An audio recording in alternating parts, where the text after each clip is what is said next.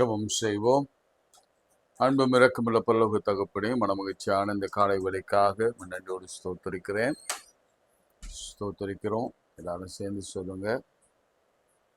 என்னை சிநேகிக்கிறவர்களை நான் சிநேகிப்பேன். அதிகாலையில் என்னை தேடுகிறோம், என்னை கண்டடைவார்கள் என்று ஆண்டவரே நீ சொல்லியிருக்கிறேன். உண்மை தேடுகிறவர்கள் பார்ப்பாங்க ஆண்டவரே. உண்மை தேடுகிறவர்களுக்கு ஒரு குறையும் இல்லை. சிங்கக்குட்டிகள் தாட்சியடைந்து பட்டினியை கிடக்கும் கத்தரை தேடுவர்களுக்கு ஒரு நன்மையும் குறைவில்லை. எனவே அந்த தைரியத்தோடு, அந்த விசுவாசத்தோடு, அந்த நம்பிக்கையோடு கூட கடந்த நாட்களிலே நாங்கள் வாழ்ந்த நாட்களில் கத்தர் எங்களுக்கு கூட இருந்து நடத்தி வருகிற கிருபை பெரிதாக இருக்கிறது. காய்ச்சல் ஆண்டவரை கடந்து சென்ற இரவு பகல் முழுவதும் நீரை கண்ணின் மணியை போல பாதுகாத்து விக்கிரங்களும் வியாதிகளும் பலவீனங்களும் சோர்வுகளும் வராது என் தேவன் கிருபையாய் காத்தவர்கள் தெய்வக்கால் ஸ்தோத்திரம். தகப்பன், தாய், பிள்ளைகள், பெற்றோர், பேர பிள்ளைகள், எங்கள் ஊழியம், உயர்வு, எங்களுடைய பலவீனத்தில் நம்முடைய பலன் எல்லாம் கிருபையாய் காத்து தெய்வக்காய் ஸ்தோத்திரம். சொல்லுங்க, உன்னதமானவர் மறைவில் இருக்கிறவன் சர்வ வல்லவர் நிழலில் தங்குவார். நான் கர்த்தரை நோக்கி நீர் நடைக்கலம் என் கோட்டை என் தேவனை நம்பி இருக்கிறது என்று சொல்வேன். கர்த்தரின் எல்லா தீமைக்கும் விலைக்கு காப்பார். அவர் என் ஆத்துமாவை காப்பார். கர்த்தர் என் போக்கையும் வரத்தையும் விரும்புவதற்கொண்டு என்னிடைக்கும் காப்பார். ஆண்டவரே, உம்முடைய நாமத்துக்கு நன்றி செலுத்துகிறோம். யெகோவா ஈரே ஸ்தோத்திரிக்கிறோம். பரிசுத்த ஆவியானவரை ஸ்தோத்திரிக்கிறோம். இயேசுவின் நாமத்தில் ஜெபிக்கிறோம் நல்ல பிதாவே, ஆமென். அடைக்கலமே உமது அடிமை நானே, ஆர்ப்பரிப்பேனே அகமகிழ்ந்தே என்ற பாடலை.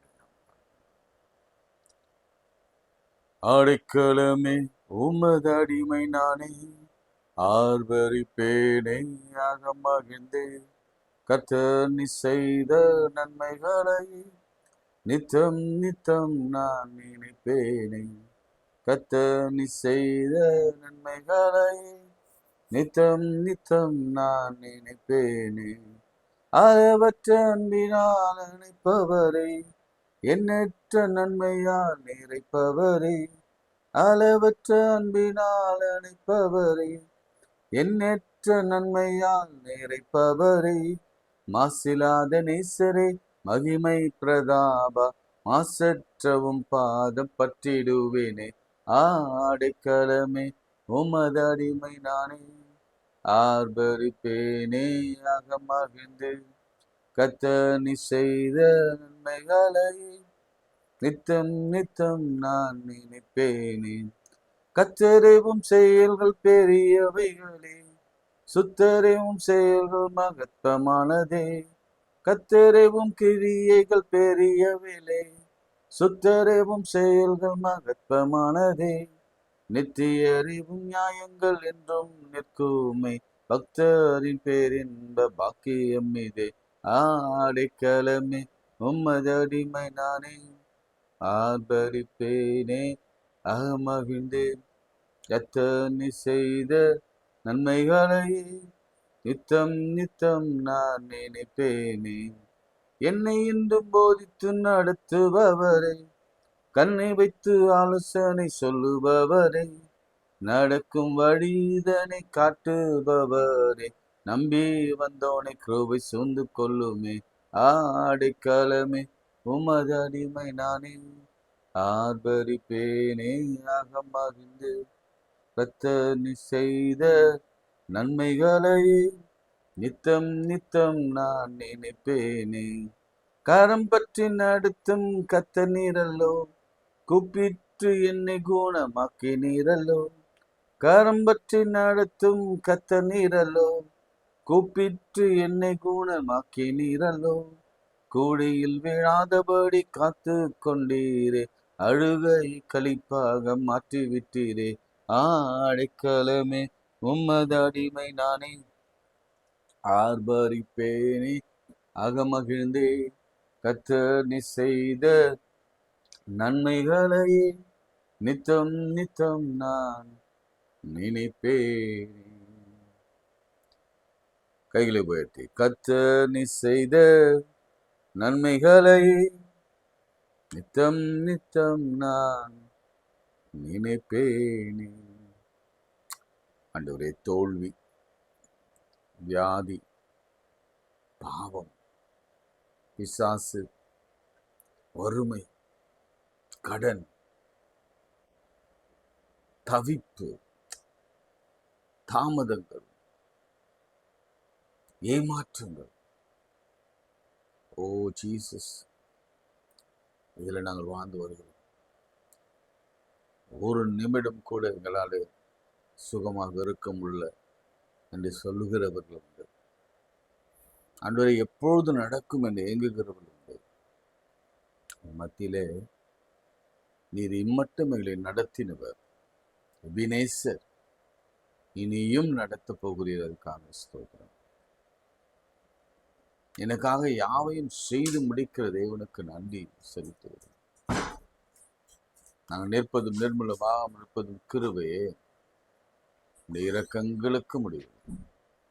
இப்பொழுதும் கூட யாரெல்லாம் கண்ணீரோடு கூட விதைக்கிறாங்களோ, கண்ணீரோடு கூட ஜெபிக்கிறாங்களோ, இல்லை கண்ணீர் விடல, மன அழுத்தத்தோடு இருக்கிறாங்க, வேதனையோடு இருக்கிறாங்க, யாரிடத்துல பேச முடியாத நிலையில சூழல்ல ரூம்ல தன்னை ஒழித்து கொண்டிருக்கிறார், அவர்களுக்கெல்லாம் நீர் சமீபமாய் வந்து உடைய வார்த்தையினாலே அவளை விடுதலை ஆக்கும்படியாக இயேசுவின் நாமத்தில் ஜெபிக்கிறோம் நல்ல பிதாவே.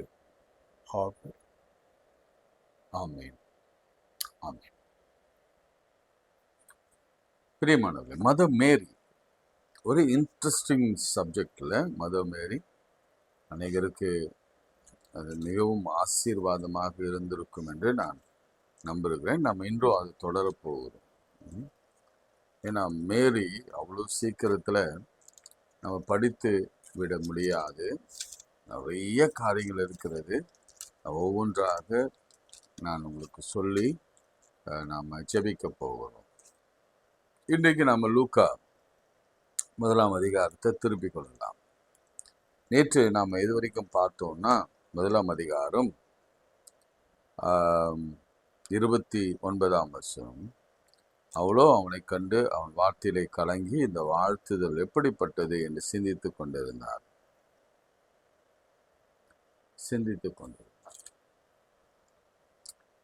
தேவதூதன் அவளை நோக்கி, மரியாதை, பயப்படாதே, நீ தேவனிடத்தில் கிருபை பெற்றாய். இதோ நீ கர்ப்பவதியாக்கி ஒரு குமாரனை பெறுவாய், அவருக்கு இயேசு என்று பெயரிடுவாய். நேற்று நான் வாசித்தேன் இதெல்லாம். 34ஆம் வசனம், அதற்கு மரியாள் தேவதூதனை நோக்கி, இது எப்படி ஆகும்?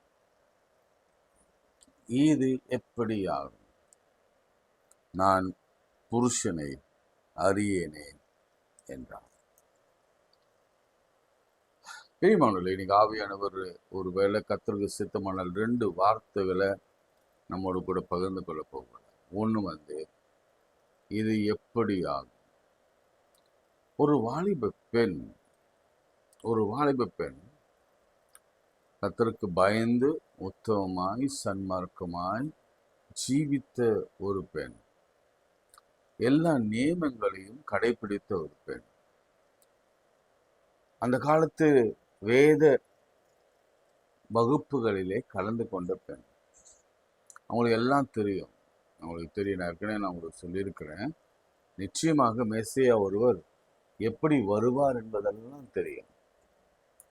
இந்த அம்மாவுக்கு என்ன வயசு இருக்கும் அப்படின்னு ஆராய்ச்சிகள் சொல்றாங்கன்னா, அவங்க கருத்தரிக்கின்ற பொழுது 13 to 15 தான் இந்த அம்மாவுக்கு வயது இருக்கும் என்று சொல்றாங்க. நீங்க இன்னும் இதை ஆழமா மேரியுடைய வரலாறு படிக்கணும்னா, திருமறையில அவ்வளவாக எழுதப்படலையாம். நான் சொல்றதெல்லாம் நான் படிச்சதை கேட்டதை உங்களுக்கு சொல்றேன். திருமறையில அவ்வளவாக எழுதப்படலையாம். மாறா குரான்ல மரியாதை குறித்து அதிகமாய் எழுதப்பட்டிருக்கிறதாம். மரியாளுடைய தாயார் அன்னாள் என்று எழுதப்பட்டிருக்கிறதாம். அன்னாளுடைய சகோதரி எலிசபெத்து என்று எழுதப்பட்டிருக்கிறதாம். ஸோ இதெல்லாம் நீங்கள் புரிந்து கொள்ளணும்னா, நீங்கள் பக்கத்தில் யாராவது இஸ்லாமிய சகோதரர் இருப்பாங்கன்னா, கிறிஸ்தவர்களாக மாறின இஸ்லாமிய சகோதரர் இருப்பாங்கன்னா, அவங்க குரானை வாங்கி அல்லது அவங்கக்கிட்ட இது பற்றி ஒரு கிளாரிஃபிகேஷன், மெசையா அப்படின்னு சொல்லப்பட்ட நம்ம இயேசு ஆண்டவர் எப்படி ஒரு கன்னி வயிற்றில் பிறந்தார் என்பதை நம்முடைய பைபிளில் காட்டிலும் குரானில் ரொம்ப அழகாக சொல்லப்பட்டிருக்கிறதாக தகவல்கள் சொல்லப்படுகிறது.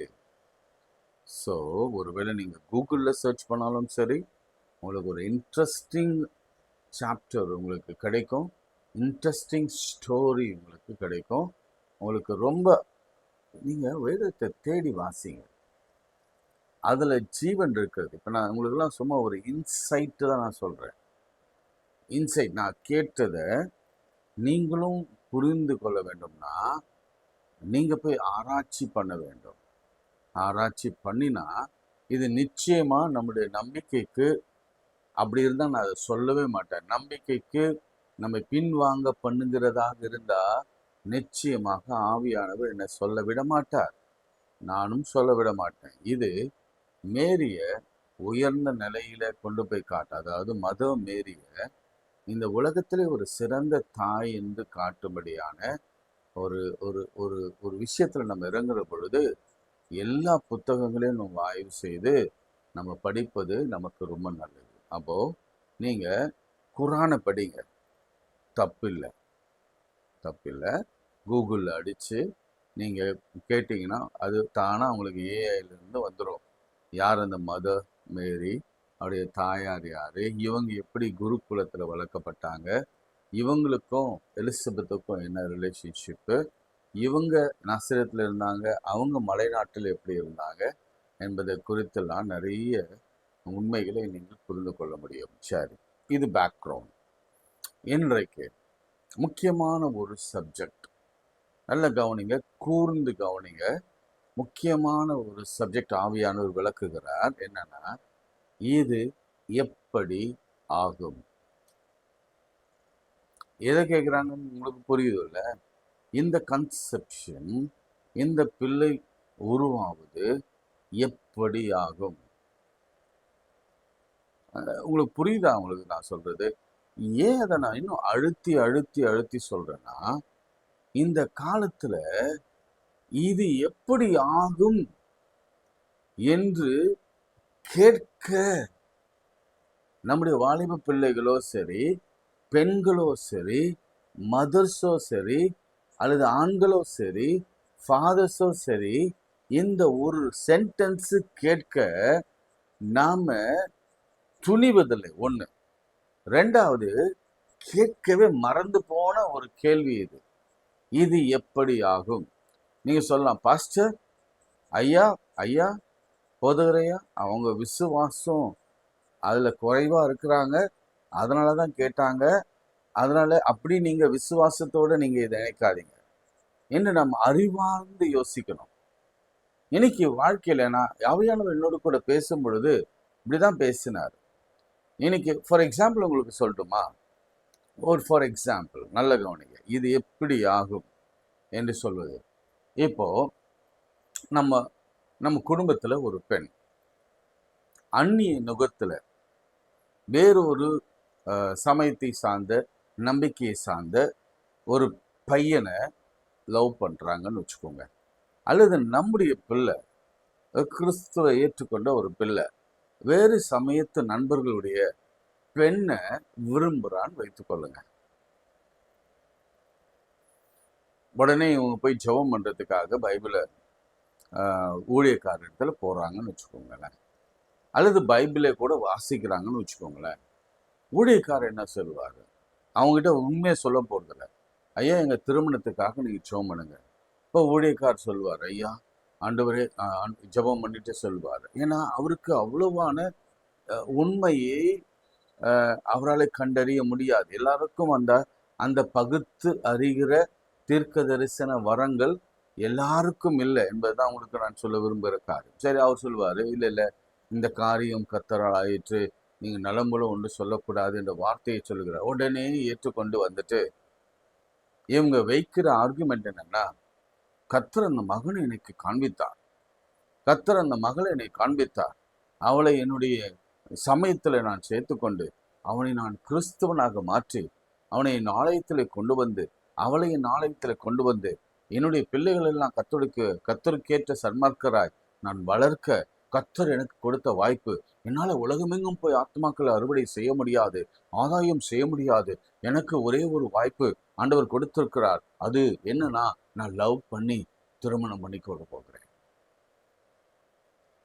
இப்ப நான் கேட்கிறேன், இந்த பெண் என்ன சொல்லணும்னா, ஆண்டவரே இது ஒரு நிலைமை இருக்கு, இப்படி ஒரு சூழல் வந்துருச்சு, எப்படி ஆகும் அப்படின்னு உட்கார்ந்து நினைச்சாங்கன்னா, யோசித்தாங்கன்னா, வேதத்துல இருந்து உங்களுக்கு சரளமா பதில் வரும்.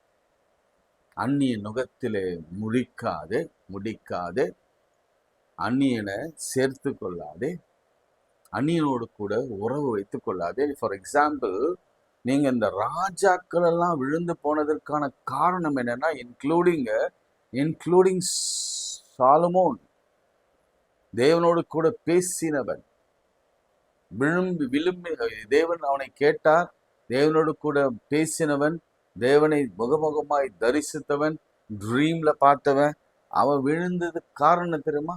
அந்நிய பெண்களை, சமயத்து பெண்களை அவன் மனைவியாக சேர்த்து கொண்டபடினால அவன் எல்லா ராஜாக்களையும் அவங்க வழி விலகி போகும்படி, அவங்க தெய்வங்களுக்கு வணங்கும்படி கொண்டு போயிட்டாங்க. நான் ஒவ்வொரு இளம் பெண்களையும், ஒவ்வொரு இளம் பிள்ளைகளையும், ஒவ்வொரு இளம் ஆண் பிள்ளைகளையும், வாலிப பிள்ளைகளையும், ஒவ்வொரு தாய்மார்களையும், ஒவ்வொரு தகப்பன்மார்களையும் ஒரு காரியம் செய்வதற்கு முன்பாக இது எப்படி ஆகும் என்று ஆண்டவரிடத்துல கேட்க வேண்டும். இதுதான் ஃபர்ஸ்ட் லெசன். அதுதான் எக்ஸாம்பிள் ஒன்று சொன்னேன், மேரேஜ் சொன்னேன். இன் தட் மேட்டர்ஸ் நீங்க ஒரு பிஸ்னஸ் எடுத்துக்கோங்க, கடன் வாங்குறது எடுத்துக்கொள்ளுங்க, ஹோம் லோன் வாங்குறது எடுத்துக்கொள்ளுங்க, டிவோர்ஸ் பண்றதை எடுத்துக்கொள்ளுங்க,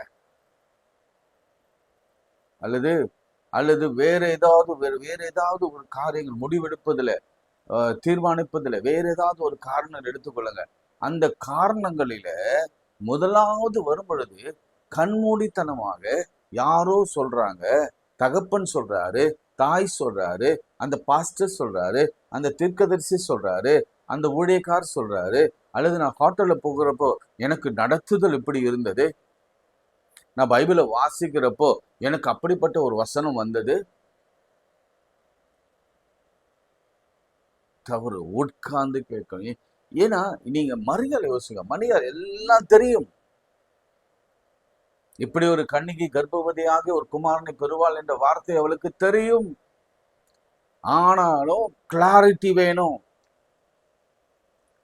கிளாரிட்டி வேணும். ஆண்டவர் பேசுகிறார் என்றால் கிளாரிட்டி நமக்கு அவசியம். ஆண்டவர் நம்முடைய வாழ்க்கையில் இடைப்படுகிறார் என்றால் கிளாரிட்டி, நம்முடைய எதிர்காலத்தை குறித்து நமக்கு ஒரு கிளாரிட்டி வேணும்னா நாம கேட்க வேண்டிய முதல் கேள்வி, ஃபர்ஸ்ட் கேள்வி, இது எப்படி ஆகும்? இது எப்படி ஆகும்? இது உண்மை. இது நம்ம எல்லாரும் கற்றுக்கொள்ள வேண்டிய ஒரு உண்மை. இது எப்படியா? அகலக்கால் வைக்கிறனும் எப்படியா? அப்போ சரி, உங்களுக்கு இப்போ அண்டர்ஸ்டாண்ட் ஆயிட்டு இருக்குன்னு நினைக்கிறேன். இனி உங்க வாழ்க்கையில எந்த டிசிஷன் எடுத்தாலும், எந்த முடிவு, ஒரு மருத்துவமனைக்கு போனாலும் சரி, ஒரு டாக்டரை பார்க்கணும்னாலும் சரி, ஒரு ட்ரீட்மெண்ட் போகணும்னாலும் சரி, அல்லது தேவையில்லாத காரியங்கள் செய்யணும்னாலும் சரி, ஒரு கார் வாங்கினாலும் சரி, அல்லது ஒரு வீடு வாங்கினாலும் சரி, அல்லது ஒரு திருமண காரியமானாலும் சரி, அல்லது குழந்தை பேருக்கான காரியம், அதுக்கான டெஸ்டிங்காக இருக்கட்டும், அல்லது லவ்வாக இருக்கட்டும், அல்லது ரிலேஷன்ஷிப்பாக இருக்கட்டும், இது என்னவாகும்? எப்படி போய் முடியும்?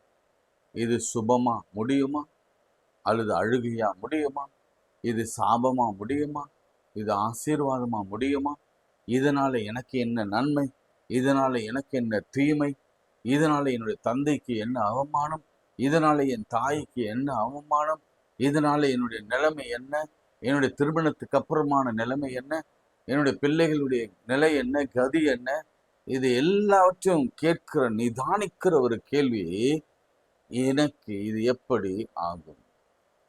இன்னைக்கு ஆண்டவர் சிலரோடு கூட ரொம்ப பிரத்யட்சமாக பேசிக்கொண்டிருக்கிறார், பலரோடு பேசிக்கொண்டிருக்கிறார். நிறைய ஏஸ்டி டிசிஷன் எடுத்துட்டு நாம் இப்ப அழுகையோடு உட்கார்ந்துருக்கிறோம். அந்த நாள்ல நம்ம எடுத்த அந்த தப்பான தீர்மானமும், அந்த நாளில நம்ம எடுத்த தவறான முடிவும் இன்றைக்கு நம்ம கண் கலங்க வைத்து கொண்டிருக்கிறது. சரி, இப்போ உட்கார்ந்துருங்க. உட்கார்ந்துட்டு இனி என்ன ஆகும் என்று ஆண்டவரிடத்துல கேட்டால், ஆண்டவர் புட்டு புட்டு புட்டு வைப்பார். ஆண்டவர் ஒரு காரியத்தை சொன்னார்னா அதை தெளிவாய் சொல்லுவார். ஆண்டவர் ஒரு காரியத்தை செய்வார் என்று சொன்னால் அது சுபமாக முடியும். ஆண்டவர் ஒரு காரியத்தை அவர் நிர்ணயம் பண்ணுவார் என்று சொன்னால் அதுல தோல்வி வராது. ஆண்டவருடைய காரியம் அது தோற்காது, அது எப்பொழுதும் ஜெயிக்கும். ஆண்டவருடைய காரியம் முடிவிலே அது விளங்கும், அது பொய் சொல்லாது. நிதானிங்க. அதான் ஆண்டவருடைய வசனம் சொல்றது, கர்த்தருடைய பாதத்துல அமர்ந்திருந்து நானே தேவன் என்று அறிந்து கொள்ளுங்கள், ஜாதிகளுக்குள்ளே உயர்ந்திருப்பேன். சங்கீதங்களில அமர்ந்திருந்தங்க, உட்காருங்க. கர்த்தருக்கு காத்திருக்கிறவர்கள் புதுபலன் அடைந்து எல்லாவற்றையும் கேளுங்க. இப்போ இதே கேள்வியை தான் யார் கேட்டாங்கன்னா சாராள் கேட்டாங்க. எப்படி ஆகும், நாங்க வயது சென்றோம். ஆபிரகாம் கேட்டாங்க, எப்படி ஆகும், எனக்கு வயது சென்று போயிற்று. இவங்க கேட்டாங்க, எலிசபெத் சகரியா கேட்டாங்க, எப்படி ஆகும். எல்லாத்துக்கும் ஒரு பதில் உண்டு. இதெல்லாம் இப்படி இப்படி அடக்கும். சகரியா இடத்துல ஆண்டவர் சொன்னார், தம்பி நீ ரொம்ப நாளா கேட்டுனுக்கிற, நேற்று அதை சொல்லணும்னு நினைச்சோம்னா, நேற்று நான் மதர் எலிசபெத் அப்போ அதை நான் சொல்லவில்லை. இப்போ அது எனக்கு வாய்ப்பு கிடைக்க நான் சொல்லிடுறேன். அவன் கடைசி வருஷம், எத்தனை வருஷத்துல குழந்தை பிறந்தது எனக்கு சற்று ஞாபகம் இல்லை. ஒருவேளை 90s 100s எனக்கு தெரியல, 80s எனக்கு தெரியல. ஆனா கபிரியேல் தூதன் சொல்லும்போது சொன்னான், உன் வேண்டுதல் கேட்கப்பட்டது. அவன் வேண்டி மறந்துட்டான். அதுக்கப்புறம் அவனால கேட்கவே முடியல, ஏன்னா வயசாச்சு. அதுக்கப்புறம் கேட்பதே மறந்துட்டான். ஆனா அவனுடைய வேண்டுதலை மறக்காத ஒருவர் இருக்கிறார். எனக்கு அவனுடைய வேண்டுதலுக்கு பதில் தரணும் அப்படின்னு ஒருவர் சர்வ வல்லவர் ஒருத்தர் இருக்கார். அவர் சொல்றாரு, எப்படி ஆகும்? ஏன் ஆகும்? எதற்காகணும்னா அவர் தான் இயேசுவுக்கு முன் அறிவிக்க வேண்டும்.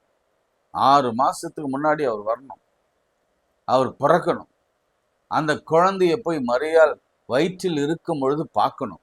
அப்போது அந்த வயிற்றில் இருக்கிற பிள்ளை களிப்பால் துள்ளணும். அப்புறம் அந்த குழந்தை பிறந்து வளர்ந்து காட்டிலே வளர்ந்து அது ஒரு எலியா தீர்க்கதரிசியை போல மாறணும். அதுக்கப்புறம் இயேசு கிறிஸ்து போய் ஞானஸ்தானம் எடுக்கணும். அப்புறம் இயேசு கிறிஸ்து ஞானஸ்தானம் எடுத்த பிறகு இவர் ஊழியத்தை ஸ்டார்ட் பண்ண பிறகு அவர் ஒரு தனி ஊழியம், இவர் ஒரு தனி ஊழியம். அவர் பாவங்களை குறித்து கண்டித்து உணர்த்துகிற ஊழியம், இவர் பாவ மன்னிப்புக்காக வழிகளை ஆயத்தப்படுத்துகிற ஊழியம், மரணத்துக்கு ஏதுவான ஊழியம். 2 பேருமே அவரும் மாற்றராக இரத்த சாட்சியாக மரித்தார், இவரும் இரத்த சாட்சியாக மரித்தார். இருவருமே அந்த 33 வயதுல அவங்க இறந்து போனாங்க. இதுதான் ஆண்டவருடைய திட்டம். இது ஏன் சொல்றேன்னா, நீங்களும் அப்படியே 33 சேர்த்து அப்படிலாம் இல்லை. ஆண்டவருடைய திட்டம். அவரது கேள்வி கேட்டீங்கன்னா எல்லாம் நன்மைக்காகவே. ஆண்டவருடைய திட்டம், ஆண்டவருடைய பிளான், ஆண்டவருடைய வரைபடத்துல எல்லாம் இப்ப யோசிக்க மாட்டார். நம்முடைய சந்ததியாய் அவர் யோசிக்கிற கர்த்தர். அது அந்த மாதிரிதான் ஆபிரகாமுக்கும் ஆண்டவர் சொன்னார், பார்பா ஈசாக்க நான் அப்படி மாற்றுவேன். எப்படி ஆகும் ஆண்டவர்? நடக்கும். சரி, இன்னைக்கு கேள்வி கேட்டு உட்காருவீங்கன்னா ஆண்டவர் பாதத்துல பதில் கிடைக்கிற வரைக்கும் எழுப்பாதீங்க. அது சரியான பதில் கிடைக்கிற வரைக்கும். எத்தனையோ இன்ஃப்ளூயன்ஸ் பண்ணட்டும், எத்தனையோ பேர் பேட் இன்ஃப்ளூயன்ஸ் பண்ணுவாங்க, குட் இன்ஃப்ளூயன்ஸ் பண்ணுவாங்க, இப்படி சொல்லுவாங்க, அப்படி ஒரு அட்வைஸ் சொல்லுவாங்க, இப்படி ஒரு அட்வைஸ் சொல்லுவாங்க. எதையும் நம்பாதீங்க. ஆண்டவர் உத்தரவு கொடுக்கிற வரைக்கும் ஆண்டவர் பற்றி கொண்டு இருங்க. நான்லாம் அப்படிதான் ஜெபம் பண்ணுவேன். ஆண்டவரே, நான் இது விரும்புகிறேன், ஆனா உமக்கு விருப்பம் இல்லைன்னா கொடுக்காதீங்க. நான் என்னதான் முட்டி மோதி கண்ணீர் விட்டு கதறி பிறண்டு அழுதாலும் கூட அது எனக்கு வாய்க்காத பண்ணிடுங்க. எனக்கு விரோதமாய் எழும்பணும். ஏன்னா அது கிடைக்கலன்னா எனக்கு விரோதமா அநேகர் எழும்பணும். என்னுடைய ஜெபம் அதுவாதான். இது எனக்கு உதவாதது, என்னுடைய குடும்பத்திற்கு ஒப்பாதது, என்னுடைய குடும்பத்திற்கு ஏற்றுக்கொள்ளாதது எதுவோ, என்னுடைய பிள்ளைகளுக்கு ஏற்றுக்கொள்ளாத எதுவோ, என்னுடைய எதிர்காலத்துக்கு ஏற்றுக்கொள்ளாத எதுவோ, என்னுடைய சரீரத்திற்கு ஏற்றுக்கொள்ளாத எதுவோ, அது எனக்கு கிடைக்கவே கூடாது ஆண்டவரே. நீங்க யோசிக்கலாம், இதனால் ஆகும் ஆண்டவரே, இது எப்படி நடக்கும், எப்படி ஆகும்? கேள்வி. இன்னைக்கு உங்களுக்கு கேள்விக்கு ஒரு விடை கொடுக்கிறார் ஆண்டவர். என்ன விடை தெரியுமா? தேவதூதன் அவளை நோக்கி பிரதியுத்தரமாக, பரிசுத்தாவி உன்மேல் வரும், உன்னதமானவருடைய பலன் உன்மேல் நிழலிடும், ஆதலால் உன்னிடத்தில் பிறக்கப் போகிறது பரிசுத்தம் உள்ளது, அது தேவனுடைய குமாரன் எனப்படும். இதை நீங்க எங்க போய் தேடணும்னா, இந்த வசனத்தினுடைய விளக்கத்தை எங்க போய் தேடணும்னா ஏவாள்ல தேடணும். The first women who created without sin by our loving Father, அங்கதான் இதோட விடை கிடைக்கும். ஒரு பாவம் இல்லாத ஒரு சரீரத்தை என் ஆண்டவர் கொடுத்துட்டு அந்த அம்மாவை உயிரோடு எழுப்பினார். வர வைத்தார். அங்க பாருங்க, அந்த அந்த அந்த அந்த டெக்ஸ்ட் எடுத்துக்கோங்க. ஆதியாகமம் 3ஆம் அதிகாரத்துல 21ஆம் வசனத்துல, அப்போது தேவனாகிய கர்த்தர் ஆதாமுக்கு 5 நித்திரை வரப்பண்ணினார். அவர் நித்திரடைந்தால் அவர் அவருடைய விலா எலும்பில் ஒன்று எடுத்து அந்த இடத்தை சதையினால் அடித்தார். தேவனாகிய கர்த்தர் தாம் மனுஷனிலிருந்து எடுத்த விலா எலும்பை மனுஷியாக உருவாக்கி அவளை மனுஷிடத்திலே கொண்டு வந்தார். அதுக்கு ஆதாம் என்று பெயர் இட்டார். இவ்வளவு பரிசுத்தமாய் உருவாக்கப்பட்ட இப்போ இன்னொரு வசனம் வாசிக்கிறேன். 2ஆம் அதிகாரத்துல 7ஆம் வசனத்துல, தேவனாகிய கர்த்தர் மனுஷனை பூமியிலே மண்ணிலே உருவாக்கி ஜீவ சுவாசத்தை அவன் நாசிலே ஊதினார், மனுஷன் ஜீவ ஆத்துமானார். அப்படி இருக்குல்ல, ஜீவ சுவாசத்தை ஊதினார், ஜீவ சுவாசம். இதுதான் பரிசுத்தாவி. இந்த பரிசுத்தாவி வரும்பொழுது அந்த அம்மாவுடைய எல்லா இந்த ஜெனரேஷன் சாபமே முற்றிலுமா போய் அவங்க ஒரு புனிதரா மாறுறாங்க. ஹோலி ஸ்பிரிட் அவங்கள வரும்பொழுது, பலமாய் இறங்குற பொழுது, அவங்களோட ஆவி ஆத்மா சரீரம் எல்லாம் பரிசுத்தமாய் மாறி பரிசுத்தாவினாலே ஒரு குழந்தை பிறக்கும் என்று ரொம்ப தெளிவா ஆண்டவர் அவளுக்கு விலக்கி மரியாளுக்கு விலக்கி காண்பித்தார். அதனாலதான் அதுக்கு பிறகு நீங்க பாத்தீங்கன்னா இந்த விஷயம், அவள் மரியாளுக்கு இருக்க நல்ல குணம் என்னன்னா, இது எப்படி ஆகும் என்று தேவதூதரிடத்துல கேட்டவங்க நேர போய் யோசேப்பிடத்துல, நீங்க நல்ல வாஸ்தவம் உங்களுக்கு தெரியும், நான் உங்களுக்கு எடுத்துக்கூட காண்பிக்கிறேன். யோசேப்பிடத்துல தான் நிச்சயிக்கப்பட்ட கணவன் முன்னேற்றல போய் நல்ல பெட்ரோத்தல் பண்ண கணவனத்துல போயிட்டு சொல்லிட்டா, இப்படி சம்பவங்கள் இருக்கிறது, ஐ எம் பிரெக்னென்ட். எனக்கு எப்படி ஒரு தேவ தூதர் வந்து சொன்னார். மற்றவங்க யாரும் சொல்லலாம், யோசேப்புக்கு தெரியவில்லை. மரியாளே அதை சொன்னார். ஏன்னா இங்க அவங்க 3 மாசம் இருந்தாங்க நாசரேத்துல. அதன் பிறகு அடுத்த 3 மாசம் எங்க போறாங்க? மலை தேசத்துக்கு போய் சகரியா வீட்டுல 3 மாசம் இருக்கிறாங்க.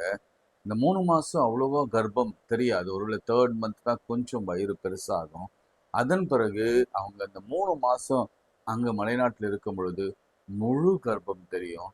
ஒரு 6 மாதம் வயிறு பெரிதா இருக்கும்.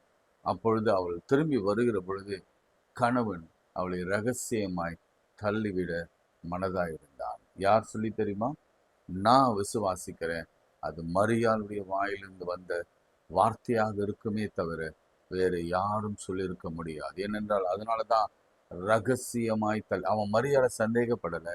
ஆனா உலகத்திற்கு பயந்து, யோசேப்பு உலகத்திற்கு பயந்து அவளை கல்லிருந்து கொன்றுவாங்க. உங்களுக்கு தெரியும் யோவான்ல எப்படி அந்த கல்லிருந்து கொல்ல பார்த்தாங்க ஒரு ஸ்திரீ அப்படின்னு சொல்லி 11th சாப்டரோ 9th சாப்டரோ இருக்கும்.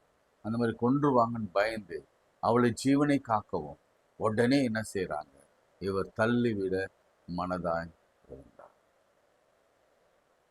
இந்த கேள்வி கேட்டதுனாலதான் எல்லா பிரச்சனைகளுக்கும் ஒரு முடிவு வந்தது.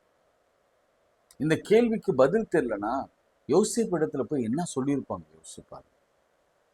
அதனாலதான் ரொம்ப கிளாரிட்டியா தெளிவா ஒரு குழப்பத்திற்கான ஒரு விடைய கேட்டு அவர் பெற்றுக்கொண்டார், பதில் பெற்றுக்கொண்டார்.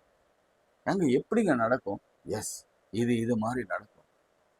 இன்னும் எப்படி நடக்கும்? ஏமா நீ ஏசாயா 7ஆம் அதிகாரம் 14ஆம் வசனம் வாசிக்கலையாமா? ஒரு கன்னிகை கர்ப்பவதியாகி ஒரு குமாரனை பெறுவார். அப்படியாம்மா? நீங்க ஜெனசிஸ் வாசிக்கலையாமா? ஒரு ஸ்திரீயின் வித்து, அந்த வித்தின் வழியாகத்தான் பிசாசின் தலை நசுக்கப்பட வேண்டும். அவர் நசுக்குவார், அவன் குதிகாலை நக்குவான். இதெல்லாம் நடக்கணும்னா இந்த வார்த்தைய அவன் கேட்கணும். இது எப்படி ஆகும்? எப்படி ஆகும்? பிரியமானங்களே, இன்னைக்கு கர்த்தர் கொடுக்கிற நல்ல அட்வைஸ் என்னன்னா, இன்னைக்கு உங்க வயசு 30, 40, 50, 60, இதுக்கு பிறகு என்ன நடக்கும்? இந்த ரிலேஷன்ஷிப் பிறகு என்ன நடக்கும்? இது ஒரு பேட் ரிலேஷன்ஷிப், என்ன நடக்கும்? குழந்தை இப்பொழுது பிறந்தா நான் என்ன செய்யணும்? மனோவா கேட்கிறான். மனோவும் சரி, அவங்க மிஸ்ஸஸ் மனோவும் கேட்கிறாங்க, இந்த பிள்ளையை நான் எப்படி வளர்க்க வேண்டும் என்று எங்களுக்கு சொல்லுங்க. இது எப்படி நடக்கணும்? எப்படி வளர்க்கணுங்க? ஆண்டவரத்துல பெற்றுக்கொள்ளுங்க. தயவு செய்து இன்னைக்குல இருந்து ஒரு ஜெபத்துல ஒரு மாற்றம் வரட்டும். ஆண்டவரே, நான் எப்படி நடக்கணும்? என் வாழ்க்கை எப்படி மாறும்? என்னுடைய சரீரத்தில் இருக்கிற பலவீனங்கள் எப்படி நான் கர்த்தர் எனக்கு குணமாக்குவார்? அதற்காக நான் எடுத்துக்கொள்ள வேண்டிய டயட்ஸ் என்ன? நான் எல்லாத்தையும் சாப்பிடணுமா? இதை சாப்பிடாம இருக்கணுமா? நிறைய செலவு பண்ணணுமே, இப்படியெல்லாம் நான் செலவு பண்ணலாமா? எப்படி நான் சேர்த்து வைப்பது? எப்படி நான் வாழ்வது? எப்படி நடக்கும்? ஆண்டவர் பதில் கொடுப்பார். ஜெபம் செய்யலாமா? இன்னைக்கு ஒண்ணுதான், நாளைக்கு ஒண்ணு சொல்றேன். ஜெபம் பண்ணுவோம். அன்புள்ள ஆண்டவரே, இந்த வேலைக்காக நன்றியோடு ஸ்தோத்திரிக்கிறோம். இன்னைக்கு பலவிதமான கேள்விகளோடு கூட இருக்கிற மக்களுக்கு இது ஒரு புதுவிதமான ஒரு கேள்வியை நீர் அறிமுகப்படுத்திருக்கிறேன். ஒருவேளை எனக்கு புரிதலோடு கூட நான் ஆவியானவர் துணையோடு கூட சில காரியங்களை விளக்கி காண்பித்தேன். ஆனா இது எப்படி ஆகும் என்று ஒவ்வொரு தனிநபர்களும் புரிந்து கொள்கிற ஒரு தெளிவான புரிதலை நீங்க அவர்களுக்கு கொடுங்கப்பா. ஆங்கிலத்தில் அதை டிரான்ஸ்லேட் பண்ணி பார்க்கட்டும், அல்லது தமிழ்ல கூட வேறு மொழிபெயர்ப்புல அதை பார்க்கட்டும். இது எப்படி போய் முடியும்? இது எப்படி ஆகும்? இது எப்படி போய் இதுக்கு விடை என்ன?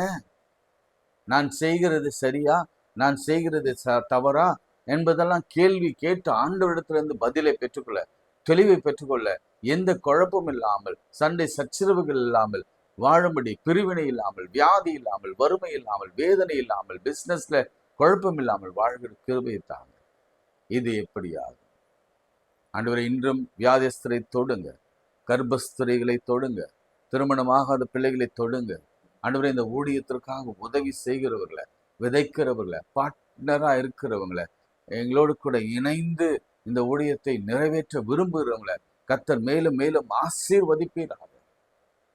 ஒரு ஆத்துமா, ஒரே ஒரு ஆத்துமா, அதுதான் எங்களுடைய இலக்கு. நாங்கள் இந்த ஜெபிக்கிறதன் வழியாக அநேகரை கர்த்தருக்குள்ளே கொண்டு வரணும். வேதாகமத்தை அறிகிற அறிவில தெளிவு இருக்க வேண்டும். ஒவ்வொரு வார்த்தையும் நாங்கள் தெளிந்தறிந்தவர்களாய், புரிந்தறிந்தவர்களாய் இருக்க வேண்டும். எந்த குழப்பமும் எங்களுக்குள் இருக்காது. அப்படிப்பட்ட சுவிசேஷத்தை அறிவிக்கிற எங்களை போன்ற ஆட்கள், என்னோடு கூட தோள் கொடுத்து எனக்கு உதவி செய்கிற, ஜெபிக்கிற, இந்த ஊழியத்திற்காக தாங்குகிற ஒவ்வொருவரையும் ஆசீர்வதிங்க. அநேகரை எழுப்புங்க. இந்த நாளிலே எழுப்புங்கப்பா. தேவைகள் அதிகம் ஆண்டவரே. இன்னும் சிறிய காரியங்கள் செய்து ஆக வேண்டும். அவற்றை நடத்தி முடிக்கும்படியா இயேசுவின் நாமத்தில் ஜெபிக்கிறோம் நல்ல பிதாவே, ஆமென். நமது ஆண்டவராகிய இயேசு கிறிஸ்துவின் கிருபை, பிதாவாகிய தேவனுடைய அன்பு, பரிசுத்த ஆவியின் ஐக்கியம் நம் அனைவரோடும் மீண்டும் சதாக்கள் நிலைத்திருப்பதாக. ஆமென்.